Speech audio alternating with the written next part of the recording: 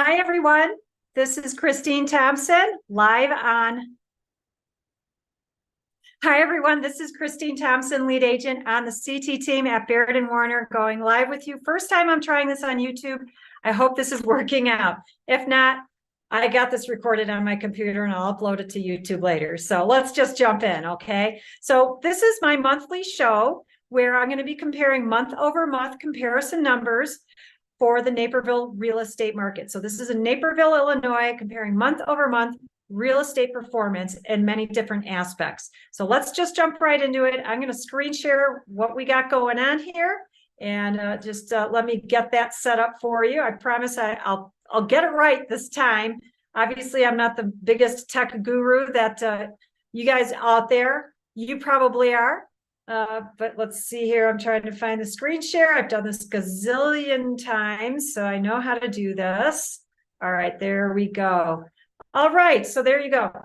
Here's the screen share. Let me get rid of that little sharing window there. You don't want to see that.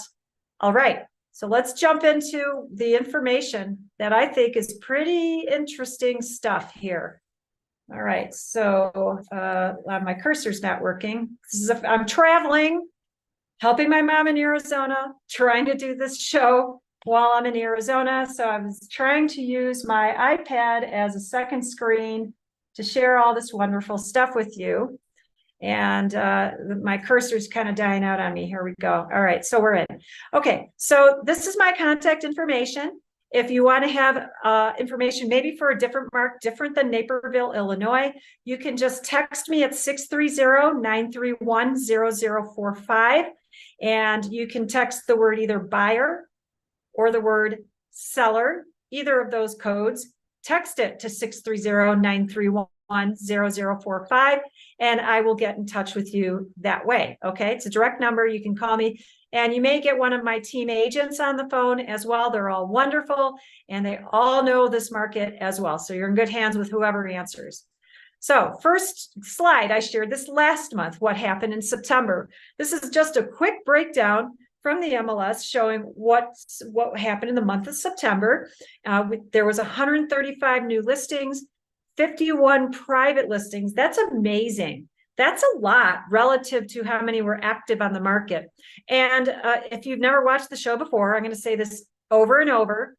I have been told that probably 95% of private listings, those owners are allowing showings. So you really need to get hooked up with a good agent that is going to get you connected with those private listings, because they are not available on Zillow, Realtor.com, or any of those other sites that you may be going to.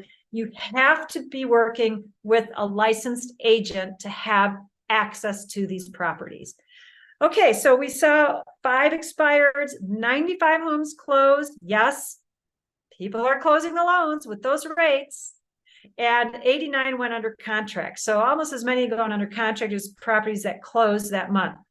Next month, in closing out October, we had 115 new listings, a little bit less private listings, still similar ratio, and 9 price changes. When you think about the 115 plus 45, that's about 160 listings, and probably 150 of those are getting shown, and only 9 price changes. So that's very good. That means the sellers are not having to change their price down in order to attract a buyer before going under contract, because we can see 71 contracts. Homes are still going under contract. 103 closed. So probably of those homes that were under contract last month, a lot of those are closing out in October. Average sale price in September was $675, almost about $676, and that's 7.7% higher than last year. So when you hear things on the news saying prices are down, what's down is the percent of increase of price year over year, not actual value of the homes. The values are still going up. And 7.7 is a little bit more than a healthy market, like a typical market. So it's still selling strong here. It's not like, oh, the market's bad. It's still selling strong. And I want you to be thinking about what you probably said a year ago or beginning of this year, going, oh, the prices have got to go down. Are you seeing this here? What are these numbers showing? They're not showing that. So be careful what you assume.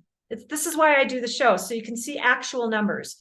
So closing out October, up 7.3% from a year ago. October historically tends to be a little bit slower than September. So September was 7.7% increase, October 7.3. It's very minimal though, only 0.3%. And it's the price is still 680. It's still higher than what it was last month. Last month was 678, 676. Right. And then we're at 680. So we're up, even though the year over year difference is not as much, microscopically speaking. The average home value still crept up. Okay. You can see the trajectory line there, right? I mean, it's kind of easy to figure that one out. It's a no-brainer. So average market time. So the average market time has increased. And that's probably why we're seeing the lower increase of home value. It's taking a little longer for homes to sell versus probably a year ago. You know, they're on the market longer. That was in September, about 26% longer time on the market than a year ago. But let's say if it was on for a week last year and it's up 26% of that, we're still talking a very short time frame. And 30% in October. Again, remember I said it's a little bit slower month. So that's why it takes a little bit longer for the homes to sell off. Okay, and then average number of showings. Once the house enters the market officially, note my words, officially, this is after it's off the private listing network and activated on the regular market. That's when the days start counting, not while it's in the private listing network. So there are homes that could be in the private listing network, feeling out the market, and then going on the market, and buyers have been in it while it's a private listing network, and they're already negotiating offers once they activate. So that could be skewing the numbers a little bit, but we're going to have to work with what we got because there's no way of us knowing that. Okay, at least we're not getting access to data for that, even though we can go on historically house by house to see when did they activate as a private listing network. But that's really digging deep. I can't get those numbers for these slides. But if you really want to dig deep like that, give me a call or ask your agent, especially when you're asking them to look at comps and wanting to find out how long was a house on the market. Ask them, was it on the private listing network and for how long before it went active and went under contract? And was that house allowing showings? Your agent's going to have to call that agent, that other list agent, to find that out. There's nothing in the MLS that's going to give that information. And do you really want to start calling and trying to figure out who all the listing agents were and find all that background information? Put your agent to work for that. And that's going to give you a clearer idea of what really is happening with each comp that you're looking at to determine, do I feel comfortable the house I want to buy or the house I'm selling is priced right or getting the right market value? Okay, there's a lot of digging that you have to do, and you need a good agent that's going to do that for you. So in September, average showings down 13.3%, less showings for a house to go under contract. Very interesting. It means less buyers, but the amount of time, not too much of an increase. So to me, that's saying less buyers, less competition with the buyers, and that's probably why the price increase is slowing down, because there's less multiple offers. So it's just starting to stabilize a little bit. We're working towards it, at least. It's still seller's market. And then average showings in October down 13.3%. So year over year, September, October, it's been down. Now, let's see, I forget numbers quickly. So September, same number. It's about the same between September and October, exactly the same. Very interesting. This is information coming from Showing Time. It is a platform that most brokerages, like 99% of brokerages, use to help facilitate scheduling and registering agents to show homes. So that way we can track how many homes were showed. And we're looking at numbers here to reflect the weekends. Now, yes, showings happen during the week too, but typically the majority of showings are going to happen on a weekend. People are off of work, right? So this is a nice history going all the way back to September 1st. was interesting. We picked up after Labor Day weekend, then it slowed down, working towards the end of the month. And then interestingly enough, it really just boom, it picked up that weekend of October 6th and then settled back down. So now we're into November. I'm going to expect that we're going to see average showings around that 1 to 1.5 framework. That means 1 to 1.5 showings on average per home on a weekend. So that's not really busy, because I can tell you, when it was 2020, 2021, first half of 2022, it was like 60 showings in the cumulative time of 24 hours over a weekend. I'm not kidding you. So this is a lot less. Okay. Market action index needle. I like looking at this number because it's just a different compilation of data put together to say on a needle, low 0 would be buyer's market, 100 is massively seller market, 30 is about fair market. We're at 48. That's what we reported on October 9th. And now we're at 47. So it inched down just a wee here, not much. It's still a strong seller's market. This is higher numbers than when we first hit, when the market was escalating, even in 2020. This is still a higher number than what I saw back then. I got shows going way back to 2020, comparing month over month what's happening in the market. You can look it up if you want to. All right. Okay, next slide here. Mortgage rates. Of course, everyone's talking about mortgage rates. So when we reported on October 9th, now this isn't any specific bank. It's just a source we have that's pulling just averages across multiple banks. And it reported 30-year fixed was 7.9% and a 15-year fixed 7% approximately, and a 5/1 ARM 6.72. 5/1 ARM is a way to try and get your points down. It's temporary. Get ready to have your rates changed when it comes to its fulfillment, okay? Or when it's come to its maturity, all right? So beware, just be careful with those 5/1 ARMs, because we're not hearing anything about rates going down, only going up, okay? So I'm not sure what you're waiting for there. Now we're seeing 8.2 for a 30-year fixed and a 7.1 for a 5/1 ARM. Wow. Okay. I would say, just if you got it, maybe you can get a credit from your seller and apply it towards buying down points for you. That's an option. Okay. Buyers are doing it. And so that way, if they want to get the rate down a little bit, they're asking for that credit from the seller, and they're putting that credit towards buying down their point. Do that instead of asking for a credit for the roof. Okay, be smart. All right. So I know there's a lot of talk out there at the time of me making this recording about this whole litigation that came to an initial decision on the side of the plaintiffs, of buyers and sellers, about revolved around commission. I'm not going to explain it in depth, but I know it's got a lot of concern among consumers, wondering, why are we using agents, and why are we paying commission for them? So I just pulled some fun little facts together to think about, if you are debating, do you even want to use a buyer's agent?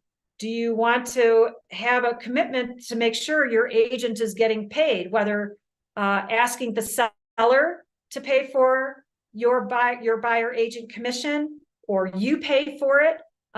Totally up to you. Okay, you could do a little of each. You could say, I'll pay for 5% of your commission, or 0.5%, and have the seller pay 2%, or split it 1.25, 1.25. These are all negotiate. This is all open for discussion. And I really hope you're having this discussion with your agent, whether you're a buyer or whether you're a seller. And ultimately, this is what this whole litigation came down to. Probably a lot of misunderstanding on the consumer's part. And then, admittedly, not every agent is perfect, and maybe they aren't good at explaining commission, because clearly no one can work for free. Okay. So if an agent tells you they work for free, then God bless them that they're financially independent. That's fantastic. But I haven't met any that are. Okay. So yes, they are getting paid. And it's really important that you work with an agent that is not uncomfortable talking about this. Nobody should be uncomfortable talking about how they earn a living. Okay. And believe me, buyer agents, they are earning their living. And so I thought, let's put together a little information about what agents are doing in case you're like, I'm not really sure. Why are they getting paid? Why are we hiring a buyer agent? Well, they know a lot about the local county and state property taxes. They can explain that to you. They can decipher public property information. They can advise you on price trends. I mean, like the information I'm giving to you today. Okay. They can coordinate with your lender to make sure everything is falling into place and you don't fall out of a deadline term in your contract, which puts your earnest money at risk. They understand all that. I don't know how many buyers are going to understand that working on their own. They can research mortgage rates and help you find a really good lender that's going to have maybe some specific products that are particular to your certain profile of lending and income, profession. You know, there's VA loans, there's teacher loans, there's all kinds of stuff out there. Okay. And agents, they're aware of this stuff and can introduce you to lenders that can get you more educated on that. Buyer agents, they can help support with appraisals. They go to inspections for buyers. They help buyers understand what their rights are following an inspection, what to be asking the seller for. You know, that's all built into the contract and helping the buyers understand the contract that they signed. So that way they don't start doing things that are going to kill the deal for a house they love, right? They manage attorney reviews. Buyer agents and listing agents get involved when there's attorneys doing letters back and forth and discussing terms of the contract. Believe me, agents, they smooth things out all the time when we get attorneys involved and they write these harsh letters and it starts, you know, getting people upset. Agents are very good at helping people calm down, helping them see perspective on the situations that attorneys, they don't have time. They're not there to negotiate and make sure everyone's happy with their outcome. They're just, you know, hey, here's the law, right? So, and I'm not gonna say that's for all attorneys. My attorneys that I recommend, they're great. They're really good. And then handling closing documents, helping with, you know, title and all of the recordings, depending on what state you're in. In the states where attorneys aren't involved, your agents are very involved with helping make sure that working with the title company, all the paperwork is being processed correctly. So that way you have proper ownership of your home. I mean, that's kind of important. So little study that was done, 90% of home buyers say they would engage their real estate agent again or recommend them to others because their agent really helped save them time with the process of buying a house and reducing a lot of stress, because this is a really big purchase and it can be extremely stressful. Another wonderful little survey showed that what was a home buyer's satisfaction with their agent regarding knowledge of real estate, of the real estate market. 92% felt like their agent was on top of it. For knowledge of the purchase process, 93% felt that their agents were providing very good information on it.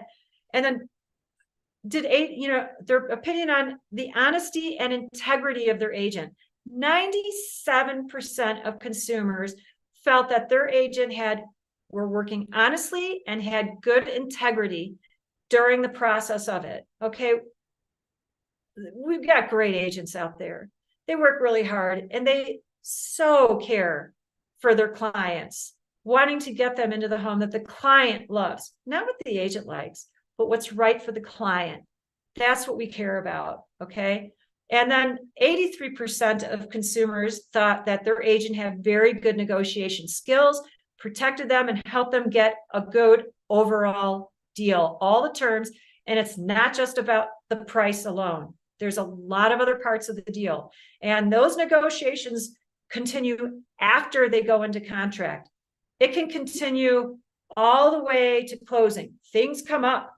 Okay. Things can come up even after the attorney inspection review period is closed. Things can come up where it needs to be handled, and the agent can help work both parties so that way they can come to a mutual agreement and get everyone to the closing table happily. Okay. Expert resource. 91% of home buyers consider the real estate agent to be a useful source of information.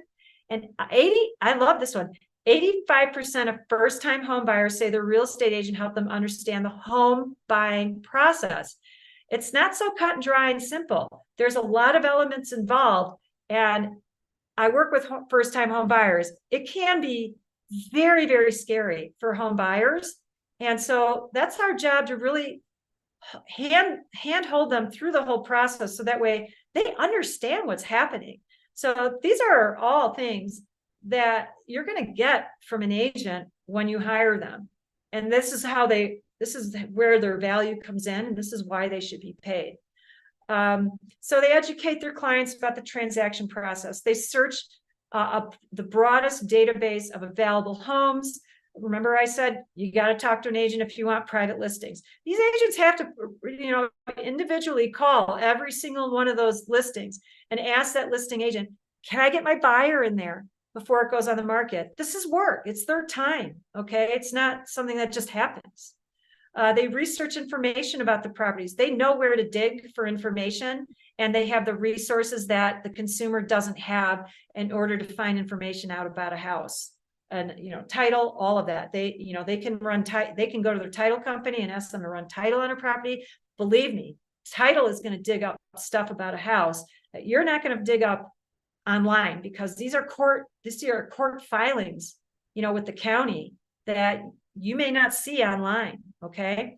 They can arrange all of the tours for touring to make sure you're getting through logistically, saving and being efficient with your time, and you're going to get in. Kind of a hassle if you're calling a listing agent for every house, and I'll see you Monday at this time and Tuesday at that time and Thursday at that time. And then you see the house on Thursday and you realize, I really like the house that I saw on Monday with that other agent. Oh, I'm sorry, it's sold now. Not available. Now you lost out on a house you like. It's better to work with an agent where they can get you to everything at the same time while they're all available for sale. Okay. They will navigate you and walk you through that whole inspection process and negotiate the best possible price. This is just a very short list of everything that an agent does for you. So if you ever hear discussions out there in the media about how buyer agents shouldn't be paid, it just doesn't make sense to me, because they're doing an awful lot of work. It is not just about turning a key and opening a door. All right. That's not the job of a buyer agent. That's just one tiny little small part of all that they do.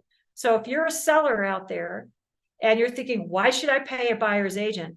Believe me, they're doing a lot to keep your buyer on the table and getting them to closing for you so you can sell your house. They earn every penny that they're paid. All right. And they should not be underpaid. I'm going to stop at that.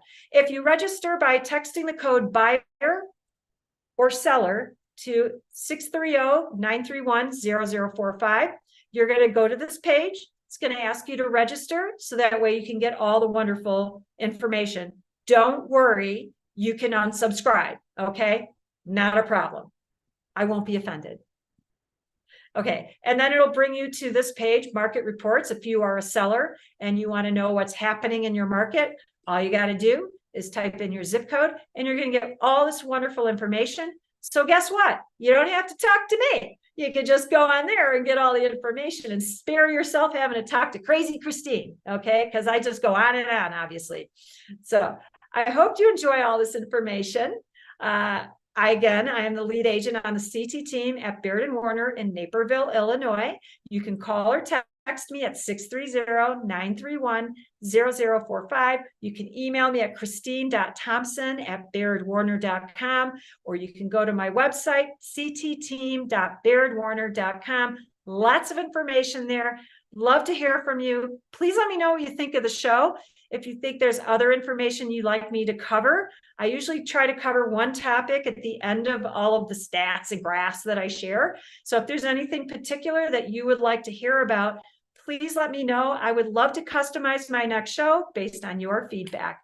Thanks for watching. Be sure to share this YouTube channel with everyone you know so that they are subscribed to it and is notified every time I put a show out there with useful information about real estate in Naperville, Illinois.